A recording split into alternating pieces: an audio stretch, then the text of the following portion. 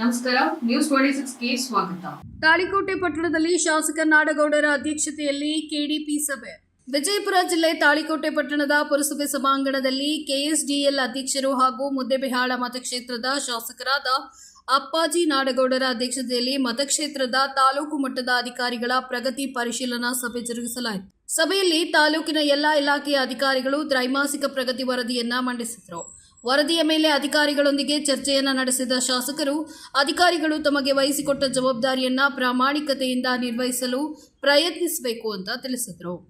ಈ ಕಾರ್ಯಕ್ರಮದಲ್ಲಿ ಜಿಲ್ಲಾ ಪಂಚಾಯತ್ ಲೆಕ್ಕಾಧಿಕಾರಿ Ramanna, Athani Talikote taluk panchayat EO Anasuya Chalavadi, Muddebihal EO Venkatesh Vandala, Talikote tahsildar Shrimati doctor Vinaya Hogara, Muddebihal tahsildar Shrimati Keerthi Chalak, BEO BS Savalagi, ಪುರಸಭೆ ಮುಖ್ಯಾಧಿಕಾರಿ Vasant Pawar, CDPO Shivamurthy Kombar, THO doctor Satish Tiwari, ಕೃಷಿ ಸಹಾಯಕ ನಿರ್ದೇಶಕ ಸುರೇಶ್ ಬಾವಿಕಟ್ಟಿ, ಸಿಪಿಐ ಮೊಹಮ್ಮದ್ ಫಜೀವುದ್ದೀನ್, ಪಿಎಸ್ಐ ಜ್ಯೋತಿ ಕೋತ್, ತಾಲೂಕು ಮಟ್ಟದ ಅಧಿಕಾರಿಗಳು ಹಾಗೂ ವಿವಿಧ ಇಲಾಖೆಯ ಸಿಬ್ಬಂದಿಗಳು ಹಾಜರಿದ್ದರು.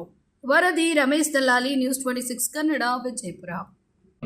ಇವತ್ತೇ MLA ಆಗಿಲ್ಲ, ಇವತ್ತೇ ನೀವು ಕೂಡ ಮಾತಾಡ್ತಾರೆ. ಹೌದಿಲ್ಲ? ಯಾರು ಆಫೀಸರ್ಸ್ಗಳು ವೈಯಕ್ತಿಕವಾಗಿ ಮಾತಾಡ್ತಾರೆ ನನ್ನ ಜೀವನದಲ್ಲಿ ಹೇಳ್ರಿ, ಇದ್ರೆ ಹೇಳಿದಂತ ಹೇಳಿ.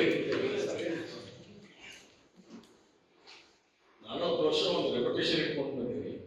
ನೀವು ಆ ರೆಪ್ಯುಟೇಷನ್ ಹಾಳು ಮಾಡಕ್ಕೆ ನಿಂತೀರಿ.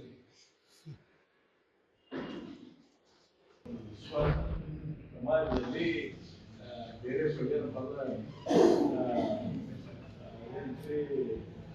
ರಾಂಗ್ ಇನ್ಫಾರ್ಮೇಶನ್ ಅನ್ನ ಕೊಡ್ತಕ್ಕಂಥದ್ದು, ಮಿಸ್ಇನ್ಫಾರ್ಮೇಶನ್ ಅನ್ನ ಕ್ಯಾರಿ ಮಾಡಿ ಅದನ್ನ ಜನರು ಒಕ್ಕಲೆಬ್ಸ್ತಕ್ಕಂಥದ್ದು ಆಗಿದೆ ಸರ್. ಯಾರು ಆಧಾರ್ ಸೆಟ್ಟಿಂಗ್ ಇಲ್ಲ ಅಥವಾ ಅವ್ರದ್ದೇನು ವೈಯಕ್ತಿಕ ಸಮಸ್ಯೆ, ವೈಯಕ್ತಿಕ ಪ್ರಾಬ್ಲಮ್ ಆಗಿರ್ಬೋದು. ಅವನು ನಾವು ಮಾಡಿದ್ದೀವಿ. ಏನಾಗ್ತವೆ, ಅವರು ಕೆಲವು ಆಧಾರ FID ಆಧಾರದ ಮಾಡ್ಕೊಂಡಿಲ್ಲ, ಅವರಿಗೆ ಆಗಿಲ್ಲ. ಈಗ ನನ್ನ ವೈಫಿಂದ ಬಂದಿಲ್ಲ.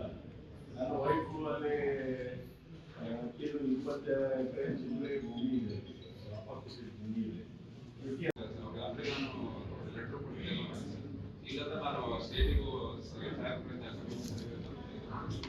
ತಾಳಿಕೋಟೆ ಹಾಗೆ ಸರ್, ಅವರು ಎವ್ರಿಗೆ 5 days ಮಾತ್ರ ಬಂದಾಗ PhD ಲೇಬರಿಗೆ CSR ಅದರಲ್ಲಿ ನಮಗೆ 2.5 ರಿಲೀಸ್ ಆಗಿದೆ ಸರ್.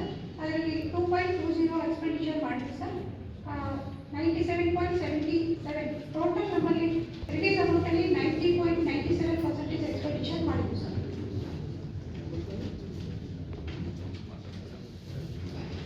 ಆಮೇಲೆ 71 ಹೆಡ್ ಸರ್, ಇದು only meant for ST student expenditure sir. ಇದರಲ್ಲಿ ನಿಗದಿಪಡಿಸಿರೋದು 1 ಲಕ್ಷ ಸರ್, 75,000 ರಿಲೀಸ್ ಆಗಿದೆ ಸರ್.